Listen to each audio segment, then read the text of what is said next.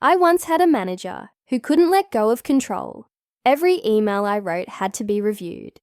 Every task had to be double-checked. Every meeting I had to attend, they had to be shadowed. At first, I thought, maybe they just care. But soon I started second-guessing everything.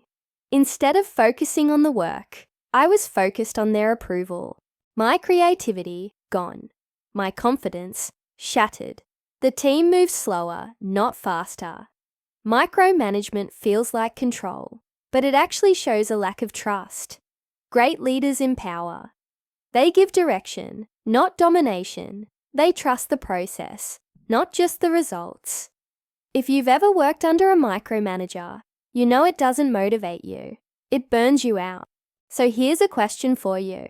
Are you a micromanager? And before you answer, think about this. A recent study found that 80% of employees have had at least one micromanaging boss.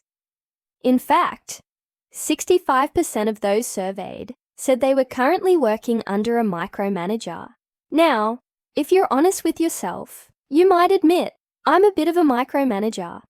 After all, we've all been conditioned by those who've managed us in the past. But being aware of the problem is the first step to fixing it.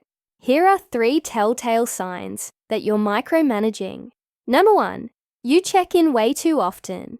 Think about your team for a moment. How often do you check in on their progress? Daily, multiple times a day, even hourly? If so, you're probably killing their productivity. According to a study by the Society for Human Resource Management employees who feel micromanaged are 34% more likely to say their work performance has declined in the last year, and 66% more likely to look for a new job in the next 12 months. Number 2, you don't trust your team to make decisions. Do you find yourself second-guessing your team? Maybe you question their motives or their methods. Perhaps you can't say no and end up taking on too much work. Or maybe you're constantly checking in because you don't trust them to get it right. Whatever the reason, you're creating an environment where people are afraid to take ownership. And ultimately, you're stifling innovation and creativity. And number 3, you focus on the how, not the what. Do you obsess over the details? Are you constantly looking over people's shoulders? When you micromanage, you lose sight of the big picture. You're so focused on the trees that you don't see the forest. Great leaders, on the other hand, take a step back and trust their team to get it done right. They set the vision and then empower their team to execute on it.